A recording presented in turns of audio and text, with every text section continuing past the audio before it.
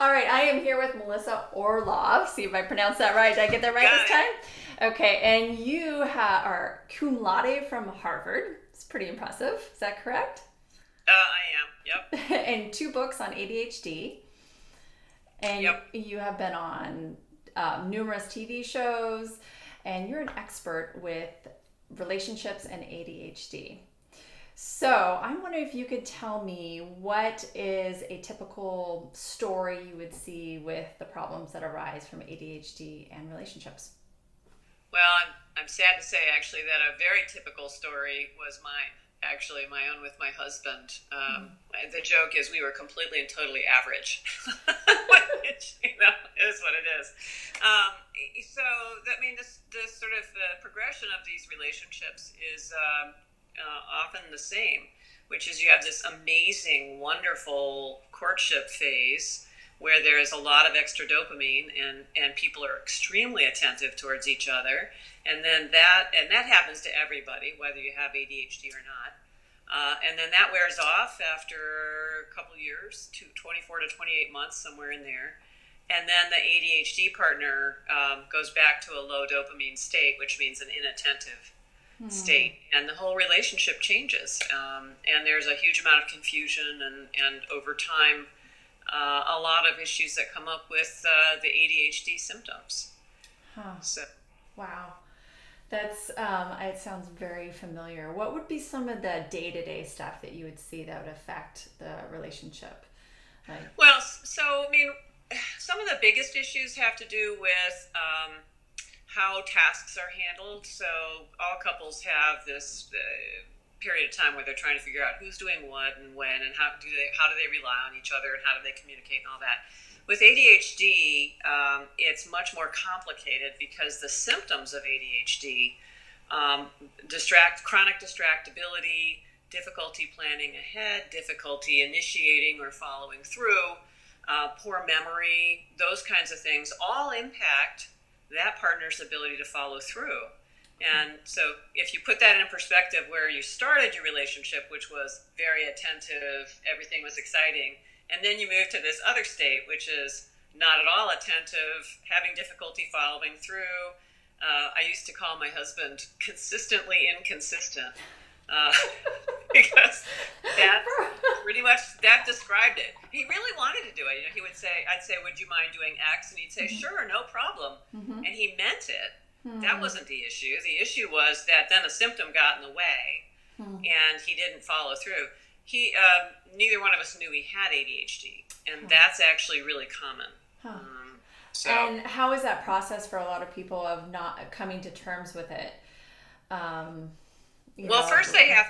First they have to know what ADHD is and start to think about it. So the experience that we had was we kept saying, what the heck is going on? Why can't we ought to be able to do a lot better than this. We had no idea why we were struggling, why there was so much frustration and anger, and you go to a therapist who doesn't know about ADHD and the therapist says to the person with ADHD, you need to try harder. Yeah. And that's not actually correct. It isn't about trying harder. If it was, the problems would already have been fixed. Those partners are trying really hard generally. It's about trying differently, which is doing things the way that people with ADHD can successfully do them. Interesting.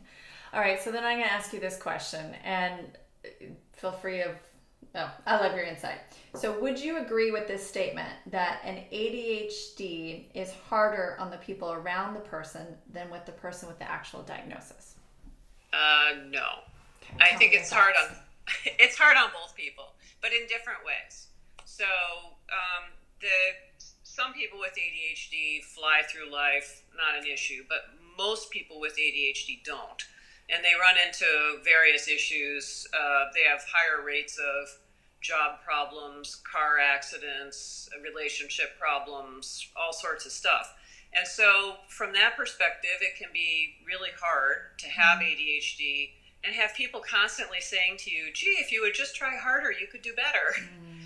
And that's not the case. Those people who have ADHD understand just how hard they are trying. It takes a ton of effort to keep this very disorganized mind organized. Interesting. And so that's their side. The other side is if you live with somebody who has ADHD and they're not following through and they're not paying attention to you, etc., that's also really hard. I used to think that my husband didn't love me because he was so distracted all the time.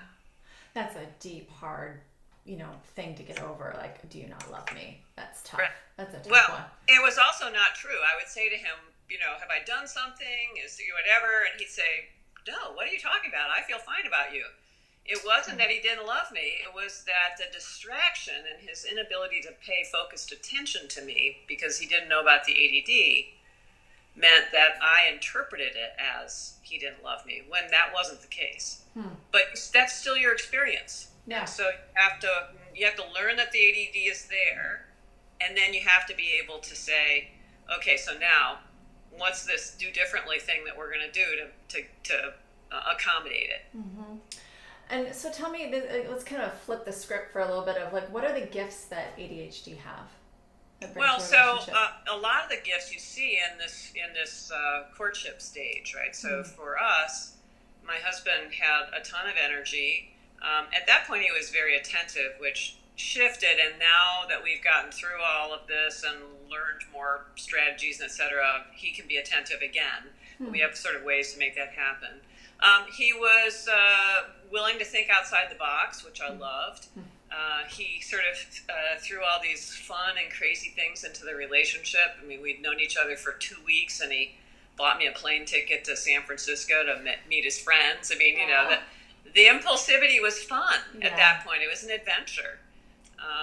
So there's a lot of good energy and very interesting things that come from. I mean, his mind works completely differently from mine. So it's always an interesting combination for the two of us. Yeah, I bet.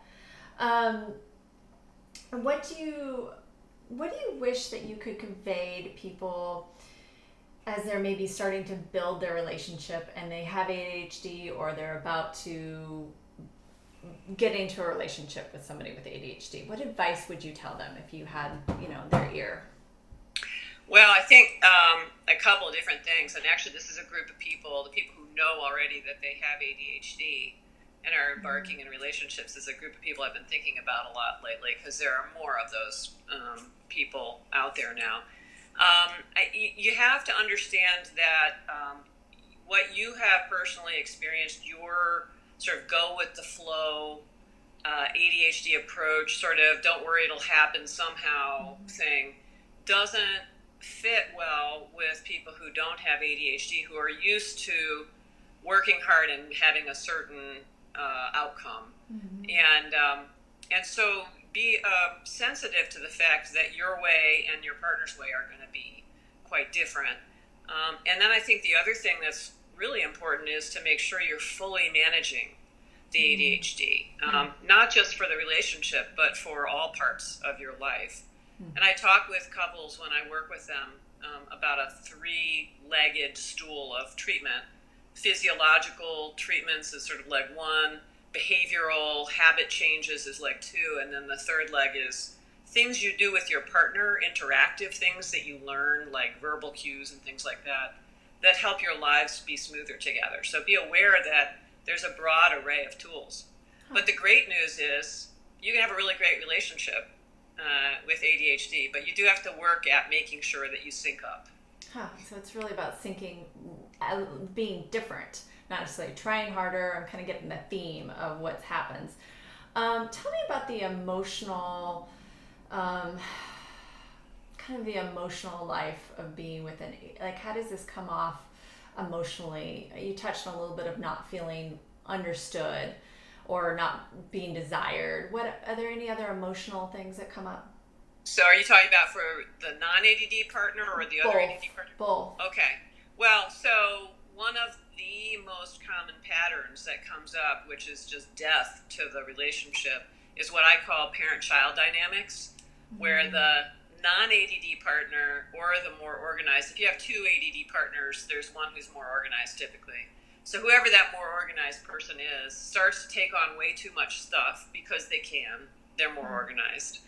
and then starts to resent it. And as your life goes on, and particularly if you have kids together and all of that, things get very complicated, and there starts to be this huge pressure that builds in the relationship. And the ADD partner ends up sort of being put into a non-responsible, childlike role where it's very diminishing to that partner.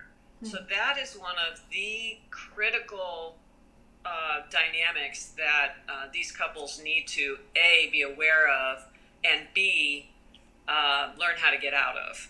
They have to have equal status, even though they have different skill sets. My husband likes to joke that my mind is very pedantic. It goes from point A to point B in a very straight line, And it's true. It's not like one is better than the other. It's just very different from each other. Yeah. But not having that power dynamic, or the person being resentful that they have to take care of the person and always be the responsible one, or the person doing this, or I could definitely see that happening. They don't have to always be the responsible one, and that's the mistake that you make. It's the ADHD partner is perfectly capable of contributing once you know about the ADHD, which is the first issue, and then once you learn, how to get these 3 legs of treatment in place, and et cetera. But it may be a different contribution than what you're expecting. In our household, for example, my husband's not too good with the chores. He has so little interest, and he's got a very sort of reward-focused brain. So he just sort of says, no, you know what, I'm not doing chores. Yeah. But on the other hand, now he does all of our travel planning and airlines reservations and all of the things that I hate to do. And so I will say he does do the dishes, so he does some chores. That's good. It's different tasks. It's finding what works for you guys in your different roles and individual. And I can imagine that being very individualized in a relationship. Yeah, and going exactly. forward. Is there anything else that you would want people to really know about in this area that you'd hope, or maybe a question that you can't tell your clients directly, but you hope that they would know? Well, I think the thing that is most important is that if there's any question, well, first of all, if you have a kid with ADHD, it's highly likely one of the parents has ADHD, so take that as a cue. But if there's any question about whether or not there's ADHD in the relationship, that they should investigate it, because the upside, is huge. The very positive things from learning about it, learning what the techniques are, et cetera, is huge. And in fact, it's part of why my job is so fun. I get to help people save their relationships. It's great. It's huge. It's life-changing. It's a big deal. Yeah. So they shouldn't sit around on it. Though people who have ADHD that's undiagnosed are often sensitive to that subject, and because they think that they're going to get blamed if you're in a relationship that's having problems, and they say, well, I think maybe you have ADD. They hear there's something wrong with you, and I'm going to put a label on you, and then it's going to be your fault. And so you have to be very careful to make sure you understand that it's not just the ADHD partner. I spend a lot of time helping non-ADHD partners understand how their anger and frustration and overcompensating and et cetera also are contributing to the problem. So you have to be careful when you start the topic, but it is really helpful to learn it. It's a system. You got to work on all parts of the system. It helps and makes it move faster. Well, it's such a pleasure speaking to you. I've learned so much. And where can people find you and your books? Tell me about that, please. Well, so I have a website that I founded a while ago now called ADHDmarriage.com. And I have 2 books out. The first one is the best overview book, I think, called The ADHD Effect on Marriage. And the second one is The Couple's Guide to Thriving with ADHD, which delves into specific areas of emotional difficulty, like the chore wars and the parent-child thing, in more depth. But the first one gives more of an overview. So both of those are very helpful. But I invite anybody who has questions to come to my website and contact me and look around, because there's a ton of stuff there, including some seminars that I give and things like that. Oh, fantastic. Well, thank you so much for your time. I really appreciate it. And hopefully we'll be in touch. Well, I'm happy to talk to you. Okay, thank you.